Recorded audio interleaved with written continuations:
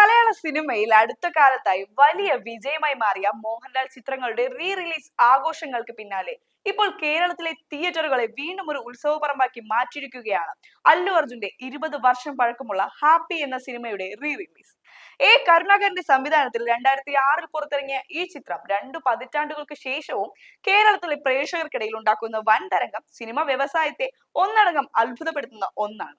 മുൻപ് റിലീസ് ചെയ്ത സമയത്ത് 150 ദിവസത്തിലകം തിയേറ്ററുകൾ വിജയകരമായി ഓടിയ ഈ ചിത്രം വീണ്ടും വലിയ ആവേശത്തോടെയാണ് സിനിമാ പ്രേമികൾ ഏറ്റെടുത്തിരിക്കുന്നത്.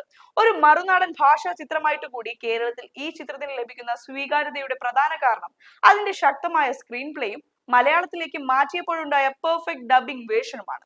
ബണ്ണി ഭാസ്കർ എന്ന കഥാപാത്രമായി അല്ലു അർജുൻ കാഴ്ചവെച്ച മികച്ച പ്രകടനവും ജെനീലിയ ഡിസൂസയുടെ നായികാവേഷവും ഒപ്പം പോലീസ് ഓഫീസറായി എത്തിയ മനോജ് ബാജ്പേയിയുടെ സ്ക്രീൻ പ്രസൻസും ചിത്രത്തിന്റെ സാങ്കേതിക മികവും ഇന്നും പ്രേക്ഷകരെ ആകർഷിക്കുന്നു.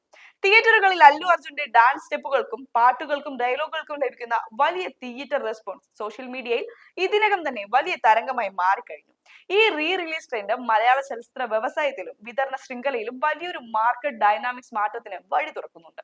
മുൻകാല സൂപ്പർ സ്റ്റാർ ചിത്രങ്ങൾക്കൊപ്പം തന്നെ മറുനാടൻ ഭാഷകളിലെ കൾട്ട് ക്ലാസിക്കുകൾക്കും കേരളത്തിൽ വലിയൊരു ബോക്സ് ഓഫീസ് മാർക്കറ്റ് ഉണ്ടെന്ന് ഇത് തെളിയിക്കുന്നു. പുഷ്പ 2 പോലുള്ള വലിയ പ്രോജക്റ്റുകൾക്ക് മുന്നോടിയായി അല്ലു അർജുൻ എന്ന താരത്തിന് കേരളത്തിലുള്ള വലിയ ജനപ്രീതിയും ഫാൻ ബേസും അടിവരയിടുന്നതാണ് ഈ തിയേറ്റർ കാർണിവൽ.